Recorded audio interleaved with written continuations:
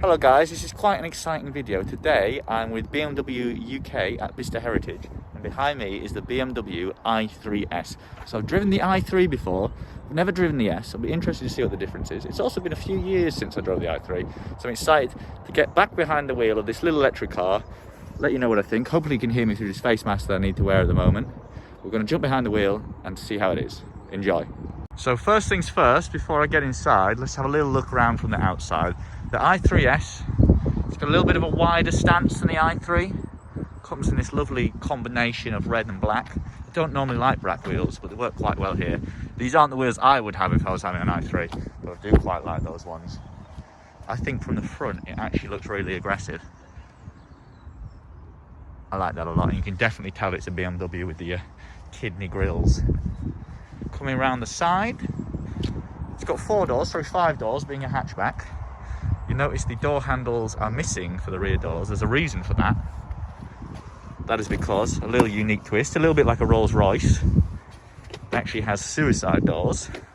So that is how you get to the back seats. And you'll notice straight away, there's actually quite a lot of space in there. No pillar in the middle either, and that's possible because the entire tub is actually made of carbon fibre. Helps to keep the weight down of the car, increase the strength of course. A lot of the weight is low down in this car because there's actually all battery packs in there, which allows it to handle a lot better than you'd expect as well. Taking a quick look inside, this example has this lovely brown leather and these nice woods as well. All makes it feel very spacious. Got these 2 big screens, I believe Apple CarPlay etc comes up on there, and this is the speedo and everything else, your range that you need to know. This is the drive selector. Obviously it's an electric car, not a petrol car, so that's all a little bit different. i3S badge down there on the floor. There's obviously no central column because there's no drivetrain as such. Again, lots of space in the back. Only 4 people in this car.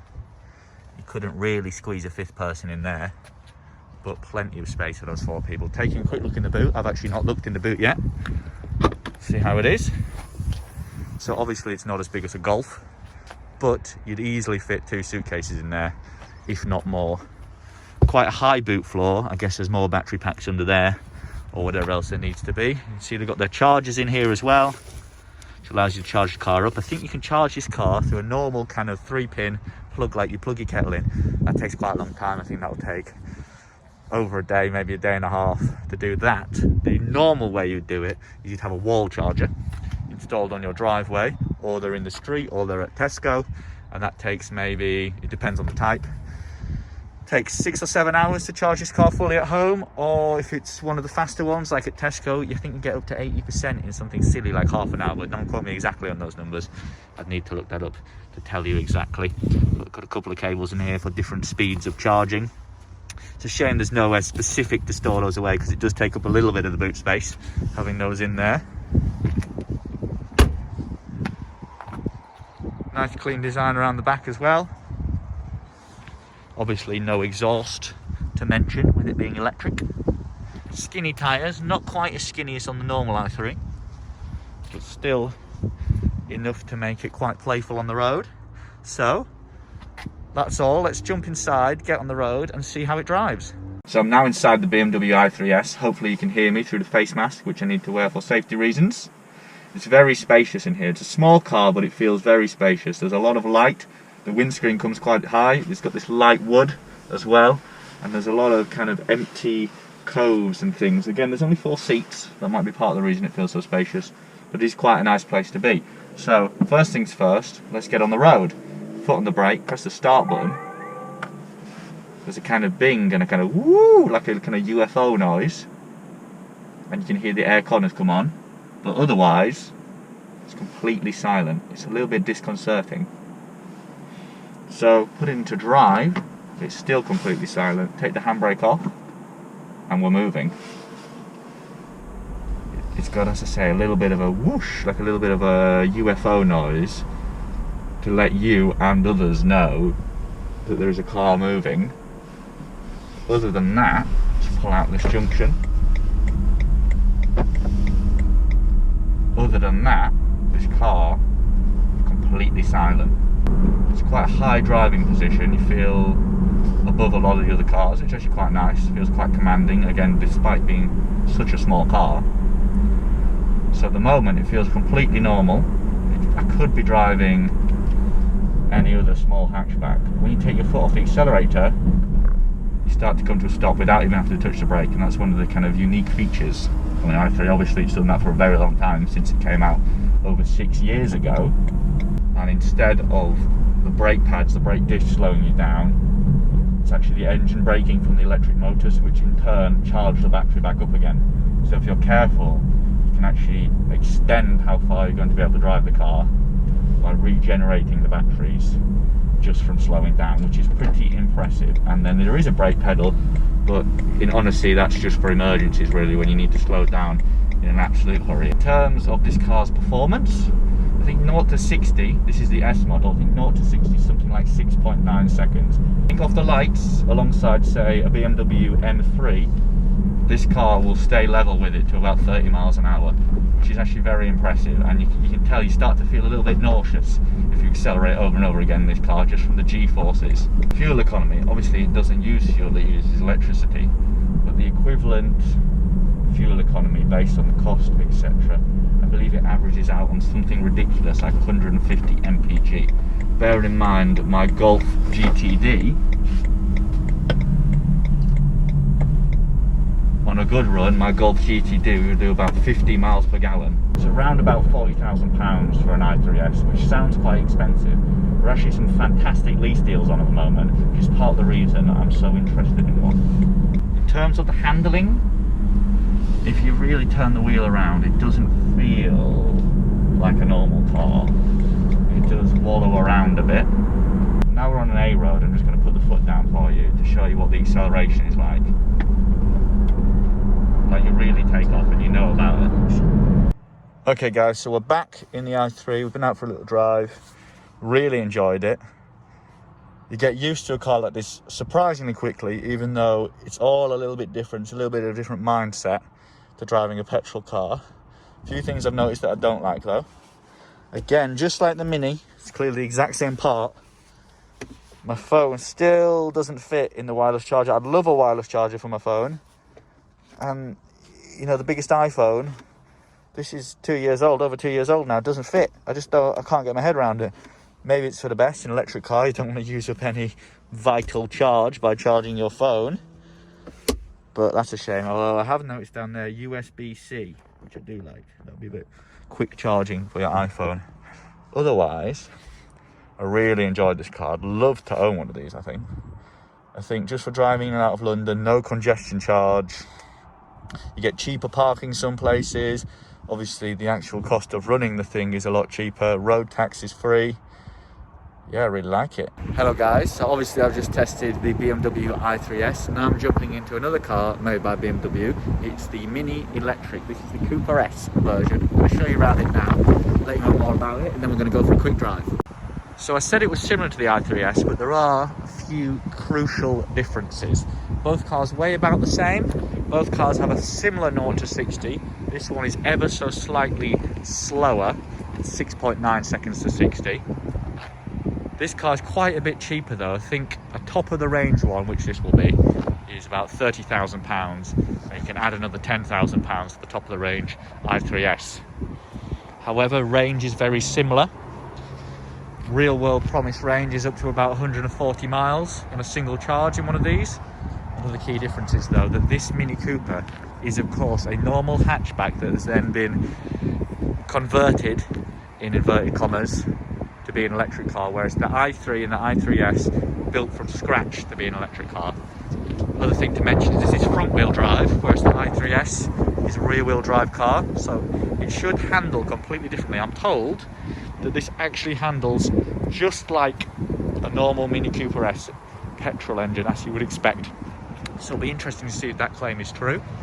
First thing you're struck by from the outside, obviously these kind of lime green / yellow accents that indicate this car is electric. Then it's got this very funky plug socket 3-pin style wheels, which I quite like. Around the back there's not much to tell it apart from the normal Mini Cooper. No exhaust of course, and again this is kind of electric badging at the back.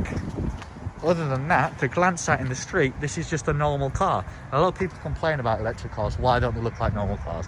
Well, here you go, guys. This looks almost identical to a normal Mini Cooper. So let's jump inside and see just how good it is. So I'm in the Mini Electric, the Cooper S now. Versus a normal Mini, there's not a lot that's different. It's got this new, very nice display. I really like that, same as in the GP3. Otherwise, pretty much everything is the same as previous Minis that I've driven, like the Clubman and the Cooper, John Cooper Works. So, start it up. One thing you do notice is the start button down here, that is green instead of red. Start it up. And there's this, even more prominent than the i3, there's this UFO noise as the engine starts. Of course, nothing's happening, it's just ready to drive. The screen comes up and you've got this lovely display, charge display, 100% charge, which is good to know. It does do regenerative braking as well, but you have the option to adjust how much it's doing it, which I don't believe is a possibility in the i3S. So we're going to hit the road now, see how it performs, and then I believe afterwards we're going to go on the track actually and see how it does around the little slalom course, so that should be interesting. So just like the i3, you really don't have to use the brake pedal unless it's an emergency. Even on a hill it just holds you in place, which is nice. I'll have to see how that is when I turn the regenerative braking down, see if it still will hold me on a hill.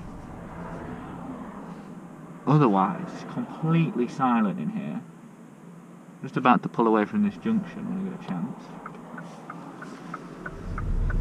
Put the foot down and it takes off.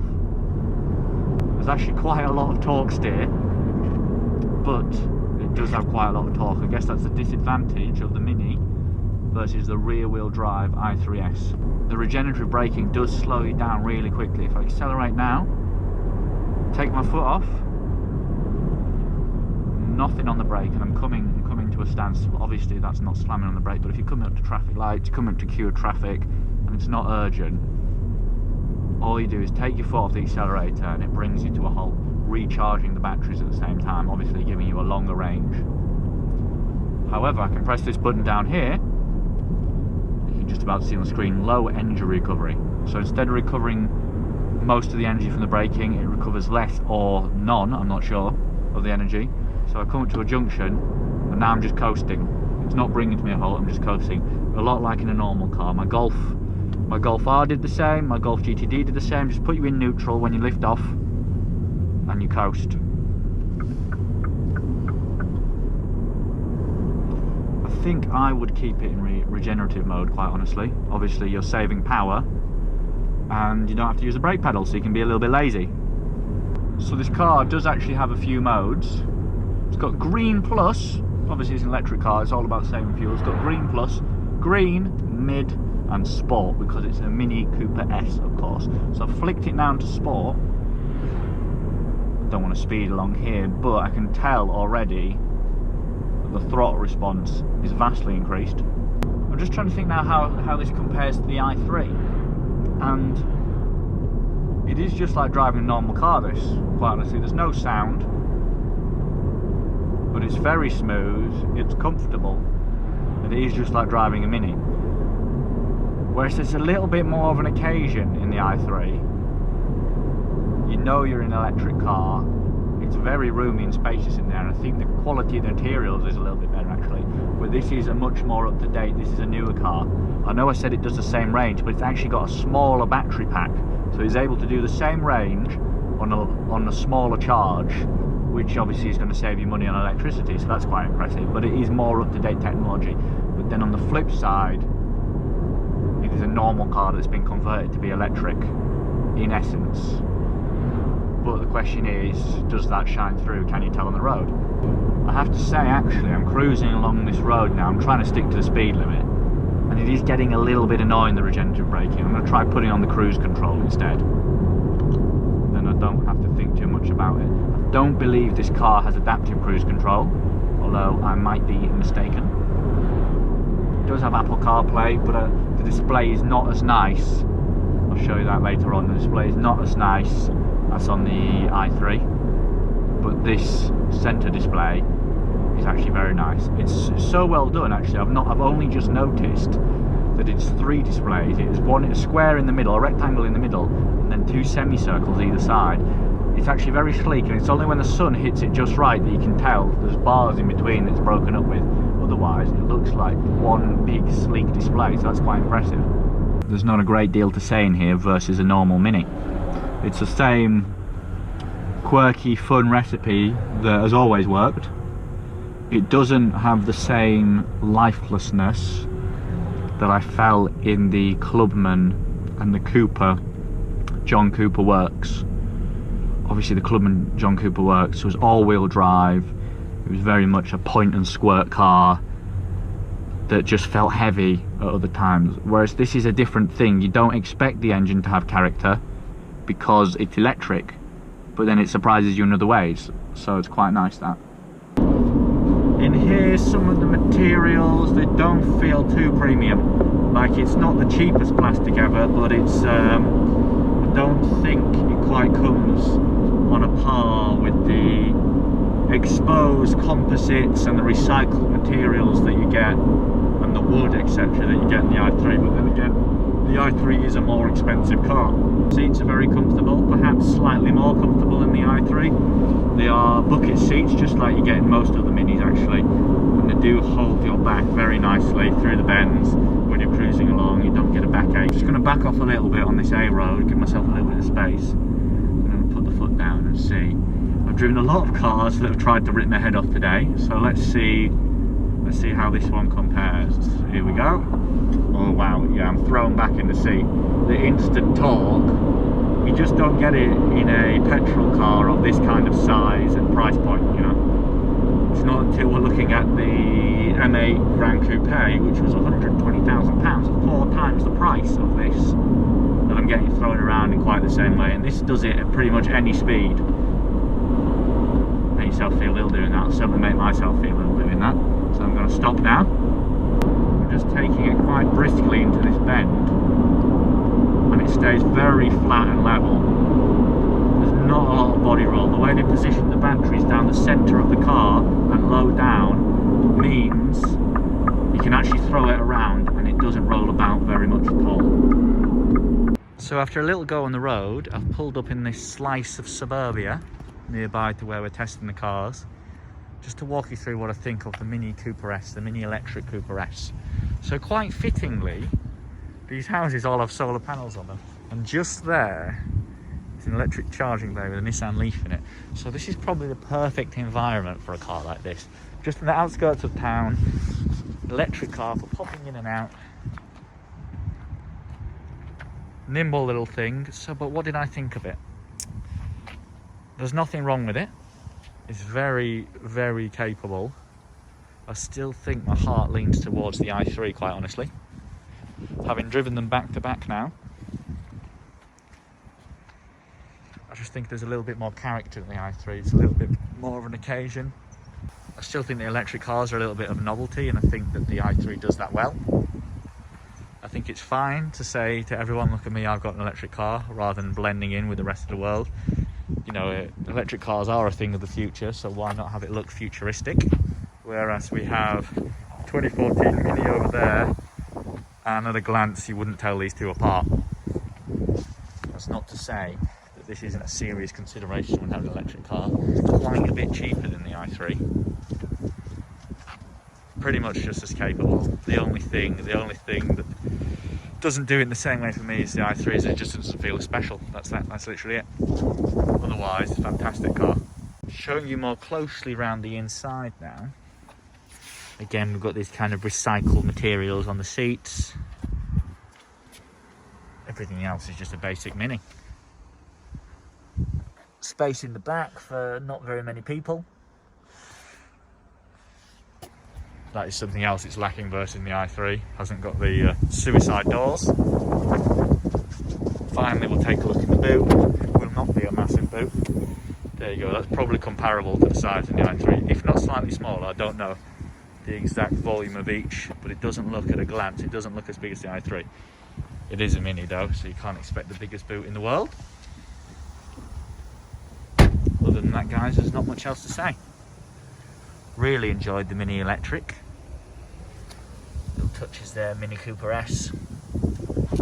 No wireless charging, notably, in this model, but it wouldn't matter because my phone wouldn't have fit in it anyway.